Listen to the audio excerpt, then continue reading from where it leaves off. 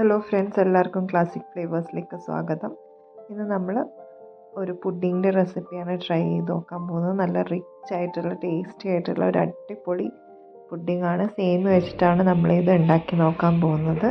അപ്പോൾ നമുക്ക് നേരെ റെസിപ്പിയിലേക്ക് കടക്കാം. അപ്പോൾ ഞാനിവിടെ നേരിയ സേമിയാണ് എടുത്തിരിക്കുന്നത്. ഇത് ഉണ്ടാക്കാൻ എപ്പോഴും നേരിയ സേമിയ തന്നെ എടുക്കണം, എന്നാൽ മാത്രമേ ആ ഒരു ടേസ്റ്റ് കിട്ടുള്ളൂ. അപ്പോൾ അതൊന്ന് നന്നായിട്ട് കൈകൊണ്ട് ഈ ഒരു രീതിയിലൊന്ന് പീസാക്കി എടുക്കണം. ഇനി ഞാനൊരു പാൻ അടുപ്പത്ത് വെച്ചിട്ടുണ്ട്. അതിലേക്ക് 1.5 ടേബിൾ സ്പൂൺ ബട്ടറോ നെയ്യോ അല്ലെങ്കിൽ രണ്ടും കൂടി മിക്സ് ചെയ്തിട്ട് ഞാൻ എടുത്ത പോലെ എടുക്കാം. അപ്പോൾ ഇതിലേക്ക് ഞാൻ 1 ടേബിൾ സ്പൂൺ കാഷ്യൂസ് ഒന്ന് ചെറുതായിട്ട് പൊട്ടിച്ചെടുത്തതാണ് ഇട്ട് കൊടുക്കുന്നത്. അപ്പോൾ നിങ്ങൾക്ക് കൂടുതൽ കാഷ്യൂസ് ഇഷ്ടമാണെങ്കിൽ കൂടുതൽ ചേർത്ത് കൊടുക്കാം. ഞാൻ കുറച്ചേ എടുത്തിട്ടുള്ളൂ. അപ്പോൾ ഇനി നമുക്ക് ബാക്കി വരുന്ന വേർമിസെല്ലി കൂടി ഇതിലേക്ക് ഇട്ടിട്ട് നന്നായിട്ടൊന്ന് ഫ്രൈ ചെയ്തെടുക്കണം. നല്ല രീതിയിൽ തന്നെ ഒന്ന് ആ ഒരു ഓയിൽ കടന്നിട്ട് ബട്ടറിൽ ഓയിൽ കടന്നിട്ട് നന്നായിട്ടൊന്ന് ഫ്രൈ ചെയ്ത് കിട്ടേണ്ടതായിട്ടുണ്ട്. ആ ഒരു ടേസ്റ്റും ഓയിൽ വറുത്തെടുക്കുമ്പോഴുള്ള ടേസ്റ്റൊക്കെ നന്നായിട്ട് ആ ഒരു സേമിയയിലേക്ക് കിട്ടണം. അതേപോലെ ഞാൻ 1/2 കപ്പ് പൊടിച്ച പഞ്ചസാര കൂടി ഇതിൻ്റെ കൂടെ ചേർത്തിട്ട് മിക്സ് ചെയ്ത് കൊടുക്കുന്നുണ്ട്.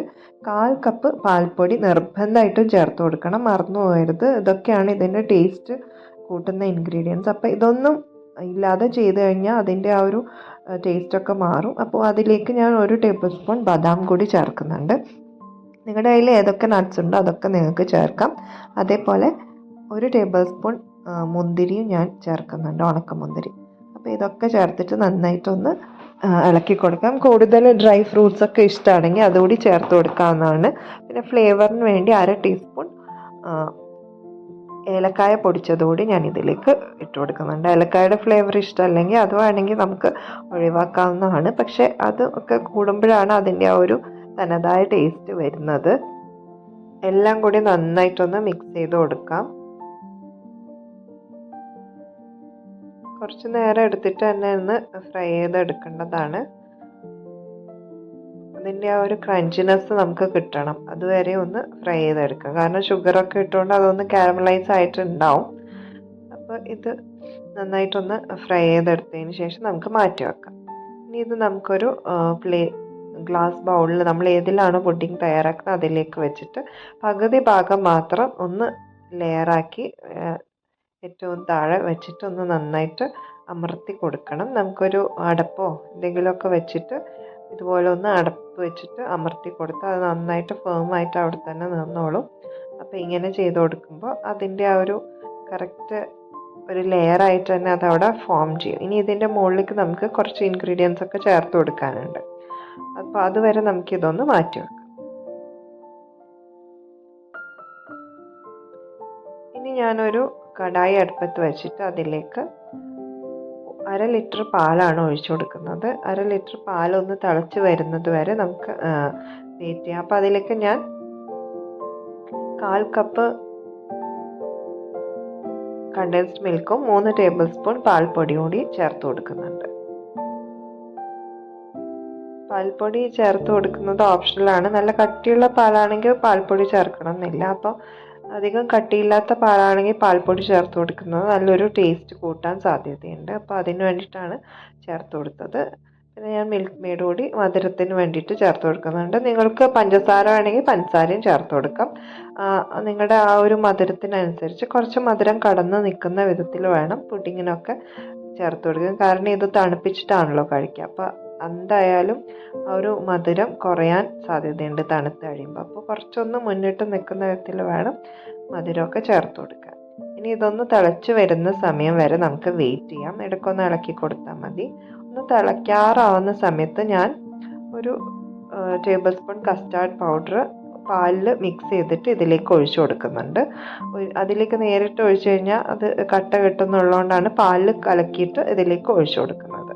ഇനി നന്നായിട്ടൊന്ന് തിളച്ച് വരുന്നത് വരെ നമുക്ക് ഈ ഒരു രീതിയിൽ ഇളക്കി കൊടുക്കാം. കട്ടയൊന്നും കെട്ടാതിരിക്കാൻ വേണ്ടിയിട്ടാണ് ഈ ഒരു രീതിയിൽ ഞാൻ നന്നായിട്ടൊന്ന് വിസ്ക് വെച്ചിട്ട് മിക്സ് ചെയ്ത് കൊടുക്കുന്നത്. കുറച്ച് നേരം ഒന്ന് മിക്സ് ചെയ്ത് അത് തിളച്ച് വന്നതിന് ശേഷം നമുക്കതങ്ങ് ഓഫ് ചെയ്തിടാം.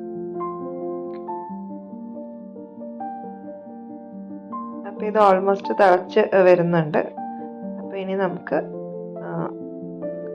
ഫ്ലെയിം അങ്ങ് ഓഫ് ചെയ്തിട്ട് ഈ ഒരു മിക്സ് നമുക്ക് നേരത്തെ നമ്മൾ തയ്യാറാക്കി വെച്ചിരിക്കുന്ന ആ ആ ഒരു സേമിയയുടെ മിക്സ് ഉണ്ടല്ലോ അതിൻ്റെ മുകളിലേക്കാണ് ഇത് ഒഴിച്ചു കൊടുക്കേണ്ടത്.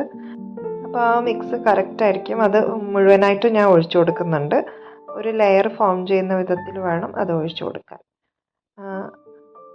അതിൻ്റെ മുകളിലായിട്ട് ഞാൻ ബാക്കിയുള്ള സേമിയ കൂടി ഇട്ട് കൊടുക്കുന്നുണ്ട്. അത് ഞാൻ പറഞ്ഞല്ലോ പകുതി മാത്രം ഇട്ടാൽ മതിയെന്ന്. അപ്പോൾ ബാക്കിയുള്ളത് ഒരു ലെയർ ഫോം ചെയ്യാൻ വേണ്ടി ഇട്ട് കൊടുക്കുന്നുണ്ട്. അതിൻ്റെ മുകളിലായിട്ട് വേണമെങ്കിൽ നിങ്ങൾക്ക് കുറച്ച് തേങ്ങ ചിരകിയത് ഇഷ്ടമാണെങ്കിൽ മാത്രം ചേർത്ത് കൊടുക്കാം. ഇനി ഇത് വീണ്ടും മാറ്റിയതിന് ശേഷം നമുക്ക് അടുത്ത ലെയറിനായിട്ട് കുറച്ച് ഫ്രഷ് ക്രീം മിൽക്ക് മെയ്ഡും കൂടി ചേർത്ത് 1/4 കപ്പോളം മിൽക്ക് മെയ്ഡ് ഞാൻ എടുത്തിട്ടുണ്ട്. അതുകൂടി ചേർത്തിട്ട് നന്നായിട്ടൊന്ന് മിക്സ് ചെയ്തെടുക്കാം. പഞ്ചസാരയാണ് ചേർക്കുന്നതെങ്കിൽ പൊടിച്ച പഞ്ചസാര തന്നെ ചേർക്കണം. അപ്പോൾ അത് നന്നായിട്ടൊന്ന് മിക്സ് ചെയ്തെടുത്തിട്ട് ഇത് വെച്ചിട്ട് ബീറ്റ് ചെയ്താൽ മതി. കാരണം നമ്മളിതൊരു ലെയർ പോലെ ജസ്റ്റ് ഒഴിച്ചു കൊടുക്കുകയാണല്ലോ ചെയ്യുന്നത്. അപ്പം അതും മുഴുവനായിട്ടും ഒന്ന് ഒഴിച്ചിട്ടൊരു ലെയർ ഫോം ചെയ്യുന്ന വിധത്തിൽ വേണം നമുക്ക് ആക്കിയെടുക്കാൻ. അപ്പം ഒഴിച്ചതിന് ശേഷം നന്നായിട്ടൊന്ന് സ്പ്രെഡ് ചെയ്ത് കൊടുക്കുക. ഒരു സ്പൂൺ വെച്ചിട്ടോ അല്ലെങ്കിൽ എന്തെങ്കിലുമൊക്കെ വെച്ചിട്ട് അത് നന്നായിട്ടൊന്ന് എല്ലാ ഭാഗത്തും എത്തുന്ന വിധത്തിൽ ഒന്ന് സ്പ്രെഡ് ചെയ്ത് കൊടുക്കുക. ഇനി ഫൈനലി ഞാൻ കുറച്ച് മിക്സ് കൂടി അവിടെ വെച്ചിട്ടുണ്ടായിരുന്നു. അത് ഓപ്ഷണലാണ്, വേണമെങ്കിൽ മാത്രം മതി. ഒന്ന് ഡെക്കറേഷൻ പേർപ്പസിന് വേണ്ടിയിട്ട് ജസ്റ്റ് അവിടെ ഇവിടെയായിട്ട് നമുക്ക് ഇതേപോലെ ഒന്ന് ഇട്ട് കൊടുക്കാം. അതിന് ശേഷം നമുക്ക് വേണമെങ്കിൽ മാത്രം കുറച്ച് ഗ്രേറ്റ് ചെയ്ത ചോക്ലേറ്റ്സ് കൂടി ഇതിൻ്റെ നടുവിലായിട്ട് ഇട്ട് കൊടുക്കാം. കൂടെ ഞാൻ കുറച്ച് ചെറീസ് കൂടി വെച്ച് കൊടുക്കുന്നുണ്ട്.